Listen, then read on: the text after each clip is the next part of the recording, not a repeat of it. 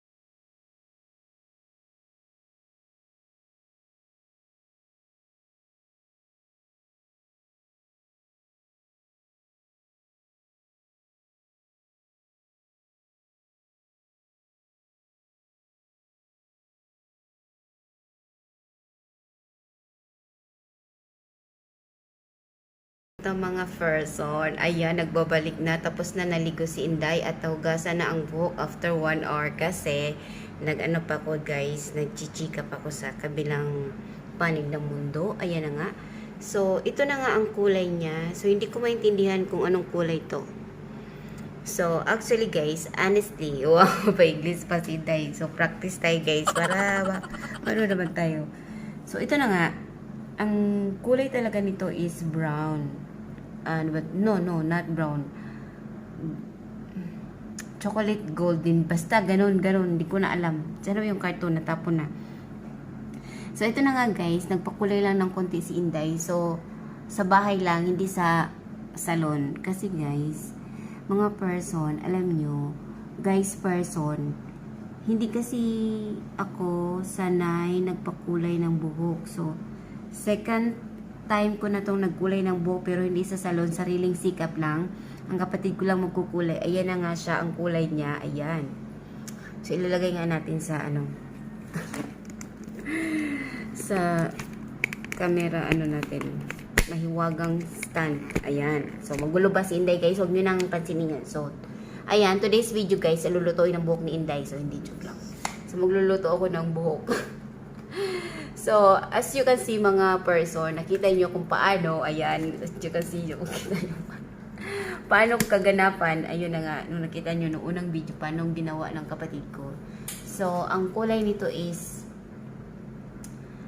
gold brown, gold ata. So, ito dapat siya, ayan, wait lang guys, paano ko na sa inyo, ipapakita ko sa inyo yung so, ito nga dapat, o diba, parang tsaka lang. So, ito nga dapat mga person ang kulay ng hair ko. Pero, hindi ko alam kung bakit ayaw pa niyang dumikit. So, first time din, nung unang gumawa din kami ng buko is burgundy ba yun? Basta, may pagka ano siya, violet or eggplant ang kulay niya. Parang gano'n, more purple, more. Purple, ayan. So, ito na nga mga person. Ito dapat ang gusto kong mangyari sa buhok ko. Pero dahil DIY kami, sariling sikap lang namin ng kapatid ko dahil ayoko po magpa-salon. First po, una po, bakit hindi ako nagpa-salon? Unang-una talaga mga person, pera. Hindi, kasi mahal kaya.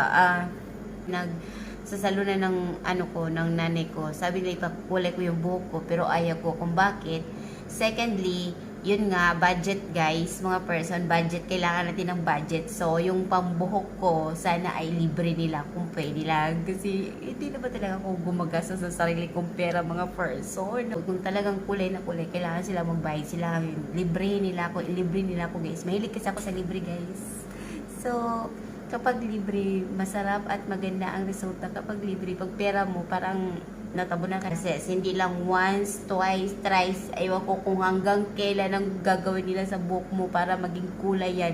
Kasi i-hot oil pa nila, sabunan pa nila, hindi mo alam kung anong mga pag nilalagay sa buhok mo. So, hindi na siya maganda yung resulta. Parang yung buhok mo, unti-unti, parang naging, naging walis tambo. Alam mo yung walis tambo? Yung walis tambo, basta alam nyo na yung anong walis tambo, mga person. So, ayun na nga, para yung buhok ko ay parang normal pa rin, hindi siya kinukulayan. Nag-DIY na po kami ng kapatid ko. Siya lang po ang magkukulay ng buhok ko. Para after 1 month or 2 months, babalik siya sa normal yung hair ko. So, ayan na nga, ito na nga ang resulta. Dahil sa kakaingit ko, gusto ko namang maiba, dahil marami na po akong white hair, mga person. Dahil naiidaran na tayo, ay meron na tayong mga kaidaran dyan, ay talagang hindi natin mapigpigilan ang edad natin, ay tumataas na at malapit na tayong mag-50. So, ito na nga, ayan. So, ayan, nag-DIY kami. So, siya ang nagkukulay. Nakikita yun naman ang kinagawa niya, yung kaganapan kanina. Ito na nga ang resulta. So, hindi naman siya normally talaga naging brown. So, naging highlight lang ang kulay niya. So, as expected, na mag-expect talaga ako nung nagkulay siya sa akin, tawa-tawa talaga siya sa, sure ka na ba talaga na maging brown yung hair mo? Sure ka na ba talaga na maging gold yan? So, maging mayaman ka na? So, parang kagayahin ko yung si Inday Kadama, dahil nag-gold yung hair niya, parang naging mayaman na din. Ayan, sana ay napapanood mo tong video na to. Gusto kong gayahin yung buhok ko, pero hindi talaga siya lumalabas. So, first, sabi ng nanay ko, tinatanong ko sa kanya kung bakit hindi siya talagang ganito ang kulay. Dapat daw, first, kasi virgin yung hair ko. Oh my God, buti pa yung hair ko, virgin. Charis lang, guys. So, ito na nga, ayan.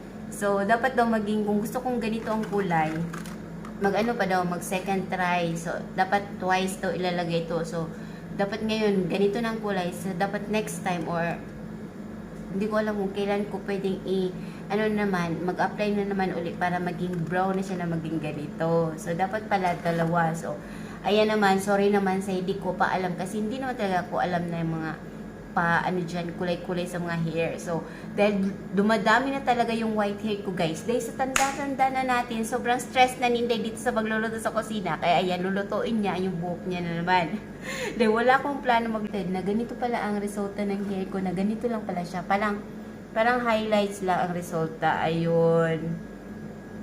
So, ayun na nga, guys. Sa sobrang expected ko talaga, nung naliligo ako, sabi ko, oh my God, matanggap ko ba yung buhok ko ay maging blondie na? Wow! Just go, mga person! As you can see, hindi naman siya naging blonde, diba? So, parang highlights lang siya na light lang black na nilagyan ko lang ng kulay konti. Pero pag mainitan to siya, guys, siguro labas ang kulay niya. Pag nasa araw tayo, titingnan natin sa araw kung try natin kung talagang lalabas yung kulay niya na may brown talaga siya. At least yung paghihirap ng kapatid ko, hindi siya medyo mahinayang na black pa rin. So ito na nga, guys, ay kilos niya kasi Friday ngayon. So, half day busy kami ngayon. Ayan guys. So, andito pa rin ako sa kusina ng area talaga. Ito talaga ang area ko mga person. Ayun. So, ayun na nga. Hindi na natin patagalin. Tatapusin ko na ang video ito. Dahil tatawagin na ako ng aking kapatid ay aalis na siya. Andyan naman yung tatay ko at nanay ko kasi Friday, half day lang sila. So, natatanong ko sa kanya kung bakit itong buhok ko ayaw talaga mag-brown. So, kailangan daw pupunta ko ng salon. Sabi ko, pupunta ko ng salon, sana ay free. So, pinaparinggan ko kasi mag-vacation pa ako ng Pilipinas. So, ayun na nga. So, ito na nga guys, mga person, magpapaalam na si Inday Libra Channel at i-vlog ko na yan. So, ito na nga, i-vlog ko sa aking video. So, salamat sa shoutout ko sa iyong mga panonood dyan, sa iyong mga walang sawang panonood. At naghihintay sa surprise na ginawa ni Inday. Akala nyo ha, maging brown yung hair ko. So, ito na nga, parehas tayong lahat guys, nag-expect ko tayo ng ganitong kulay, pero hindi pala na lumalabas. So, shoutout naman sa Garnier, ayan. So, Garnier din yung ginamit ko dati. Burgundy yung gusto kong kulay, pero yung lumabas, naitim pa rin siya, hindi pa rin siya ganun. Hindi pa rin siya sa picture na yung inaakala ko. So, yung inaakala mo na kayo na, hindi pala, charis. Okay. Yun guys, at paalam na sa inyong lahat. At salamat sa inyong panood. At hanggang sa muli kong vlog, siguro magluluto ako at share ko sa inyo kung anong bago ko natutunan at may matutunan din kayo. Ayan, shout out pala kay RJ Ugaw. King Reiko pa siya ni. Ayan, Reiko pa siya nila kasi hindi ko na-memorize yung first channel niya si RJ, basta RJ yon vlog. Sorry naman, Grace Reyes. Ayan, Grace Reyes, shout out sa iyo. Salamat sa pag-follow mo nung nagluto ako ng zucchini chicken chicken patty. Yun, salamat sa iyo at may natutunan ka at sabi niya masarap daw yun. Ayan.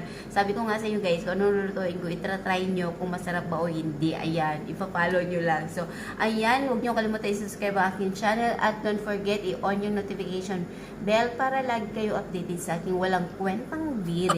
Ayan. Today's video guys, paalam at hanggang kailan ko magkaroon ng i-vlog na yan sa aking channel. Ayan. Salamat guys!